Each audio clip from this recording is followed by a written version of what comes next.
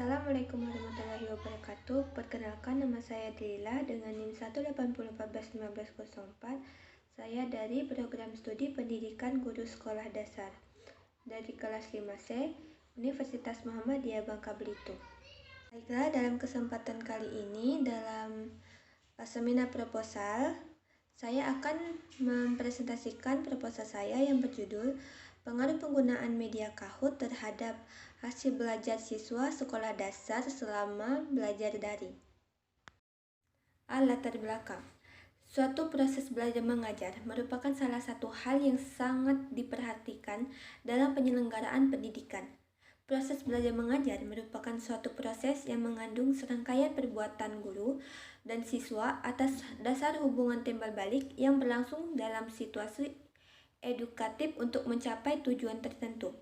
Nah, interaksi atau hubungan timbal balik antara guru dan siswa merupakan syarat utama bagi berlangsungnya proses belajar mengajar.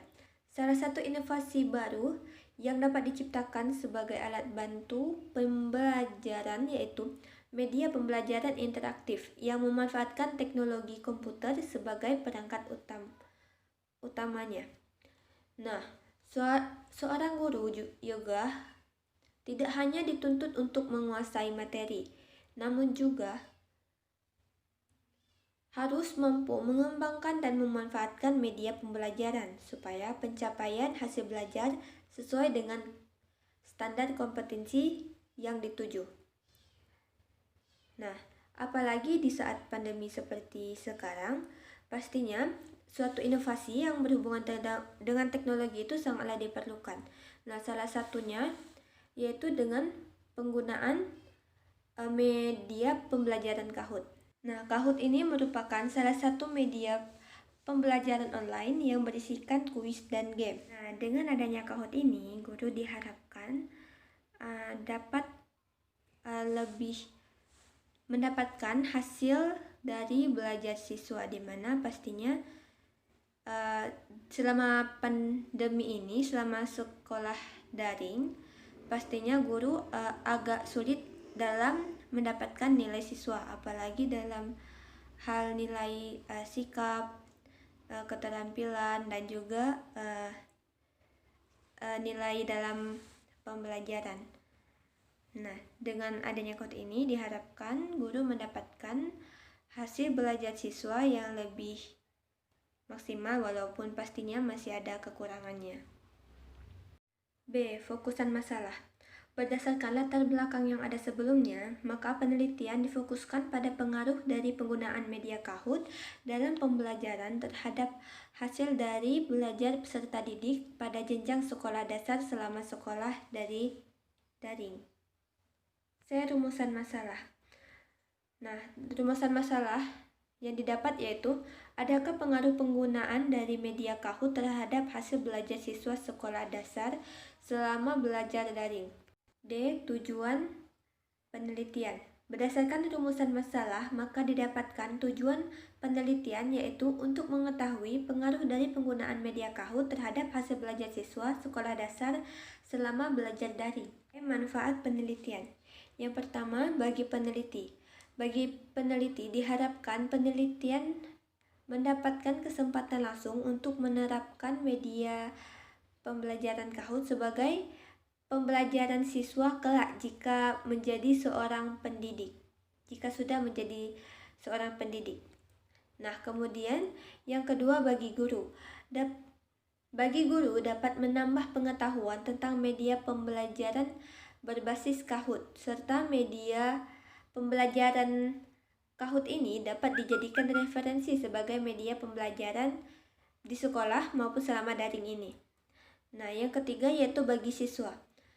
Nah, bagi siswa dapat meningkatkan hasil belajar siswa dengan media baru yaitu menggunakan media Kahoot ini sebagai media pembelajarannya. Nah, yang terakhir yaitu yang keempat bagi sekolah. Nah, bagi sekolah diharapkan media Kahoot ini dapat diterima dan dijadikan sebagai media pembelajaran dalam pembelajaran tatap muka maupun pembelajaran secara daring. Bab 2 kajian teori. Nah, di bab 2 ini terdapat yang A yaitu kajian teori, B yaitu kerangka berpikir, dan C yaitu penelitian relevan. Nah, dalam kajian teori ini membahas 4, yaitu media belajar, Kahoot, hasil belajar, serta pembelajaran daring. Nah, menurut Sudayana, pengertian dari media dalam proses belajar ini cenderung diartikan sebagai alat-alat grafis, fotografis, atau elektronis untuk menangkap serta memproses penyusunan kembali informasi baik visual maupun verbal. Nah, pendapat lain juga disampaikan oleh Association of Education and Communication Technology bahwa media ini membawa pesan-pesan atau informasi yang bertujuan instruksional atau mengandung maksud-maksud pengajaran. Maka media itu dapat juga disebut media pembelajaran.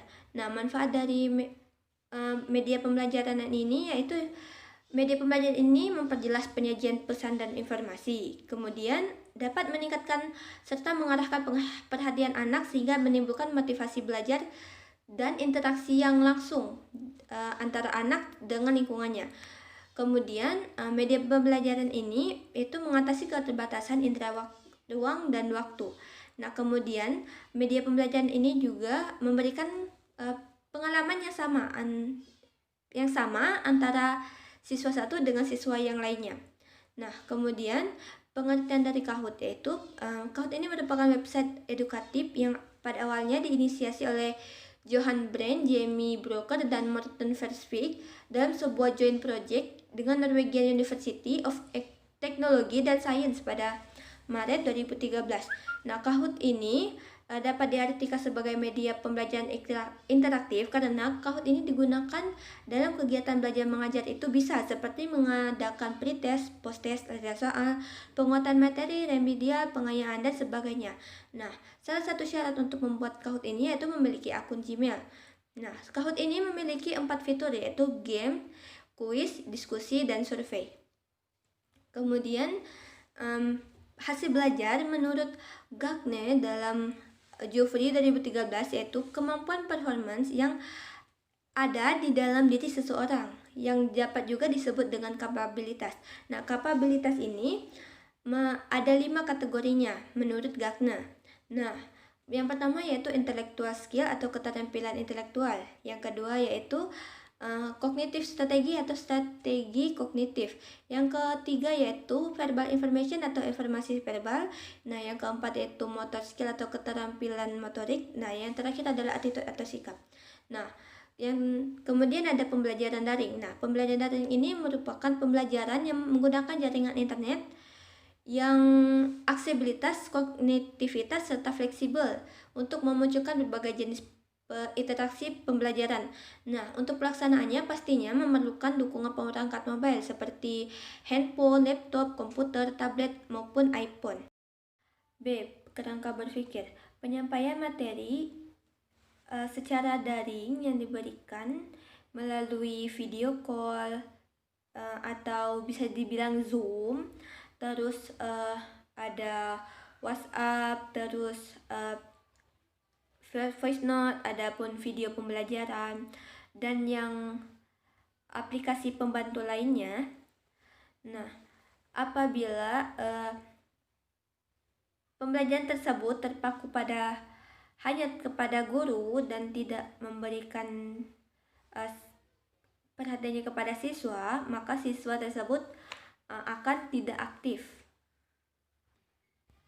Nah, dengan adanya Kahoot ini, siswa dapat lebih aktif dalam sebuah pembelajaran serta dapat membangun motivasi yang ada di dalam diri siswa, sehingga dengan aktifnya mereka dan termotivasinya mereka akan lebih bersemangat untuk mendapatkan hasil yang lebih baik, seperti mereka akan lebih semangat dalam belajar.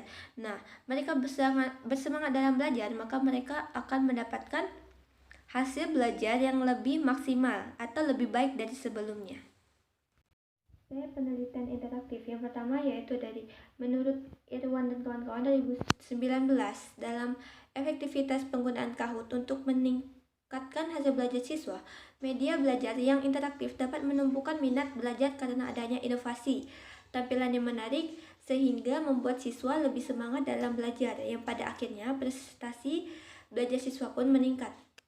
Nah, yang kedua yaitu dari Firdianti 2015 dalam penerapan media game Kahoot dalam proses pembelajaran. Nah, penerapan media pembelajaran Kahoot menunjukkan hasil yang positif atau dapat meningkatkan hasil belajar siswa. Karena di dalam media permainan tersebut, siswa tidak lagi disulitkan dengan catatan secara keseluruhan. 3. Metodologi penelitian. Di dalam metodologi penelitian ini terdapat yang pertama yaitu jenis penelitian, yang kedua definisi operasional, yang ketiga tempat dan waktu penelitian, yang keempat yaitu populasi dan sampel penelitian, yang kelima teknik pengumpulan data, dan yang terakhir yaitu teknik analisis data. Nah, jenis penelitian adapun jenis penelitian yang dipakai yaitu eksperimen semu atau biasa juga disebut dengan kuasi eksperimen. Nah, eksperimen semu atau kuasi eksperimen ini memiliki kelompok kontrol dan kelompok eksperimen. Akan tetapi pemilihan sampelnya tidak terlalu redominasi dan kedua kelompok yang diperbandingkan tersebut tidak harus setara, benar, dan hampir sama. Nah, kemudian di dalam penelitian ini menggunakan desain penelitian yaitu pre-test dan post-test control group design. Nah, kemudian yang kedua yaitu definisi operasional. Nah, yang pertama yaitu media game Kahoot adalah media game yang menggunakan media HP atau komputer, laptop, dan internet, di mana tiap kelompok akan diberikan penjelasan atau X. Nah, yang kedua yaitu hasil belajar adalah nilai tes yang didapatkan setiap siswa yang menggunakan media Kahoot atau Y. Nah, kemudian tempat dan waktu penelitian. Nah, tempatnya yaitu penelitian dilaksanakan secara daring di rumah masing-masing peserta didik dan gurunya. Dan kemudian untuk waktunya, penelitian ini dilaksanakan selama 1 bulan yang dimulai dari tanggal 24 Februari 2021 sampai 25 Maret 2021. Nah, kemudian populasi dan sampel penelitian.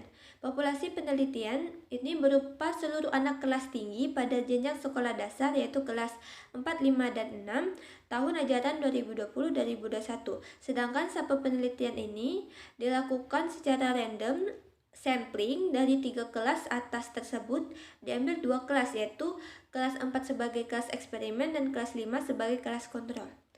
Kemudian teknik pengumpulan data. Teknik pengumpulan data ini dilakukan dengan memberikan pretest di awal untuk mengetahui dari kedua kelas tersebut siapa yang memiliki kemampuan yang sama sebelum diberi pembelajaran, dan post-test di akhir untuk mengetahui siapa dari kedua kelas tersebut yang paham akan materi yang telah diberikan. Kemudian untuk teknik analisis data. Analisis data pada penelitian ini dilakukan menggunakan analisis statistik deskriptif dan analisis statistik inferensial, yaitu analisis data mengenai hasil pretest dan hasil post-test kelas eksperimental dan kelas kontrol. Nah, di dalam statistik inferensial ini terdapat lagi akan dibuat yaitu pertama uji normalitas, kedua uji homogenitas, ketiga uji endgain, dan terakhir yaitu uji hipotesis. Sekian dari saya. Wassalamualaikum warahmatullahi wabarakatuh. Terima kasih.